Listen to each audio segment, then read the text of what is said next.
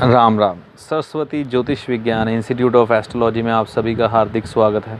अगर आप इस चैनल पर नए हैं तो इसे सब्सक्राइब ज़रूर करें। वीडियो अच्छा लगे तो इसे लाइक व शेयर करें ताकि ज्योतिष के प्रेमियों तक इस वीडियो की जानकारी ज़रूर पहुंचे।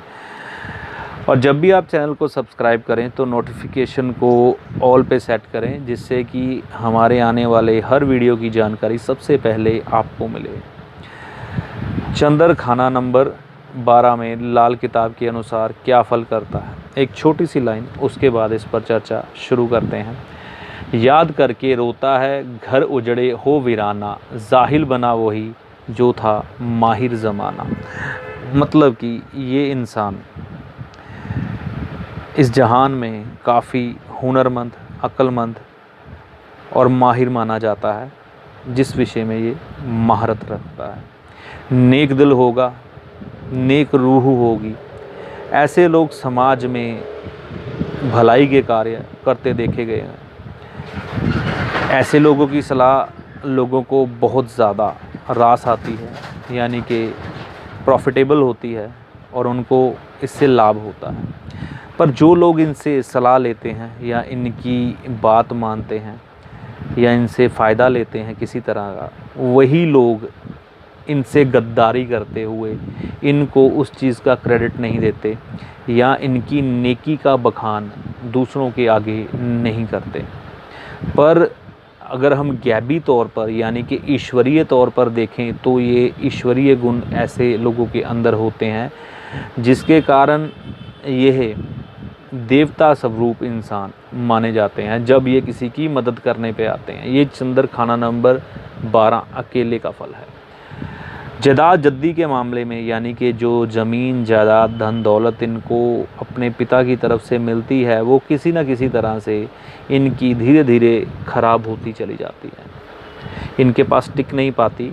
खराबी के कई कारण बन सकते हैं। लोग भी इनको कहीं ना कहीं लूटने का कार्य करते हैं, यानी कि छल कपट इनके साथ किया जाता है, जिसका आघात इनके जीवन पर बहुत गहरा पड़ता है। कई बार ऐसी परिस्थितियां बनती हैं कि इनको अपने घर घाट या अपने पिता की जो शान शौकत ज़माने में थी उसको खोना पड़ता है, और उस चीज़ का बहुत गहरा असर इनके मन पे पड़ता है, जिसकी यादें इनके दिमाग से जा नहीं पाती। कई बार ये जिक्र करते हैं कि हमारे किसी समय में ऐसे हालात से कि समाज में हम एक प्रतिष्ठित, इज़्ज़तदार, रसूखदार ख़ानदान माना जाता था और लोग हमसे सलाहें लिया करते थे, या हमारी जब हम समाज में निकलते थे तो लोग पलके बिछाकर हमारा स्वागत किया करते थे, और काफ़ी अच्छे और इज़्ज़तदार ये इनके पिता और इनके ख़ानदान को समाज में माना जाता है। लेकिन कुछ गलतियां ऐसे इंसान से लगातार होती हैं जिसके कारण कि इसका वो घर-बार, वो परिवार, वो रुतबा, वो ज़मीन जायदाद धीरे धीरे ऊपर से नीचे की तरफ उतरना शुरू हो जाता है। गलती सिर्फ छोटी सी, उसके लिए मैं गलती आपको यही नहीं बता पाऊँगा। उसका कारण ये है कि उसके लिए हमको टीवी में कई चीज़ें हॉरोस्कोप में रीड करनी पड़ती हैं कि वो किस चीज़ से कंसर्न करने के बाद वो गलती क्या निकलेगी। तो वो जो गलती ये करता आता है उसके कारण इसका धन दौलत सब चीज़ें ये घटनी शुरू हो जाती है।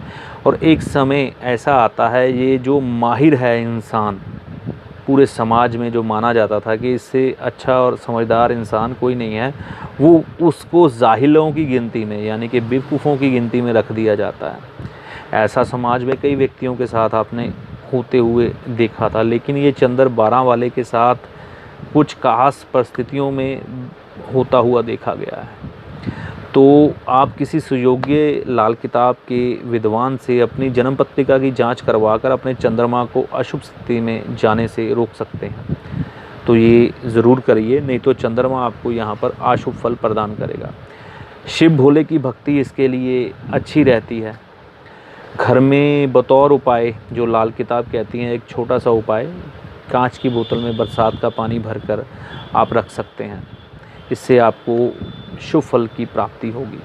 बाकी जो परहेज़ बताए गए हैं चंद्र 12 के, मेरे वीडियो की सीरीज़ में आप जाकर देख सकते हैं। चंद्र 12 के वो परहेज़ आप करेंगे तो आपको निश्चित रूप से फ़ायदा होगा। इसके लिए मैं यहाँ पर कुछ ख़ास परहेज़ तो नहीं बताऊँगा, लेकिन 1-2 सावधानियाँ हैं जो टेवा देखने के बाद ही आती हैं, वो अलग बात है। तो बाकी ये चंद्रमा यहाँ पर बुध, केतु और मंगल के लिए भी इतना अच्छा नहीं है। इन ग्रहों की स्थिति भी किसी न किसी तौर पर ख़राब मानी जाती है। अगर चंद्र खाना नंबर 12 में हो, उस समय बुध, केतु और कुंडली, बुध, मंगल और केतु कुंडली में किसी भी भाव में हो, तो उनकी स्थिति भी कहीं ना कहीं कुछ हद तक ख़राब हो जाती है। तो यानी कि आपकी औलाद, आपके भाई बहन और आपका व्यापार, आपकी बहन, बुआ, बेटी, इन पर चिंता बनी रहती है। तो चंद्र जो खाना नंबर 12 में है, उसके अशुभ फलों से बचने के लिए आप इस पर कार्य ज़रूर करें। जो 1-2 उपाय मैंने आपको बताए हैं उसको ध्यान दें, कांच की बोतल वाला, और शिवलिंग पर दूध चढ़ाएं। इसके अलावा किसी विद्वान को अपनी जन्म पत्रिका का रीडिंग ज़रूर करवा के इसका शुभ फल प्रदान करें। ऐसे लोगों को दुनियावी तौर पर कई लोग बेवकूफ़ भी बनाते हैं, जिससे कि इनका काफ़ी नुकसान इनको उठाना पड़ता है। और कई बार ये लोग डिसीजन लेने में भी चंद्र 12 वाले कंफ्यूज हो जाते हैं किसी बात का फ़ैसला करने में। इनके आगे अगर कोई अपनी दुख तकलीफ़ बताता है तो झट से उसकी मदद के लिए तैयार हो जाते हैं। तो ये मेरा किया हुआ प्रयास आपको कैसा लगा, इसके बारे में कमेंट करके अपनी राय ज़रूर दें। अगर वीडियो अच्छा लगा तो लाइक व शेयर करें, चैनल को सब्सक्राइब करें, जिससे कि मुझे मोटिवेशन मिले और मैं ऐसे ही अच्छे वीडियो आपके लिए बनाता रहूं। और जब भी आप चैनल को सब्सक्राइब करें तो नोटिफिकेशन को ऑल पे सेट करें। इसी के साथ मैं अपनी वाणी को यहीं विराम देता हूं। राम राम।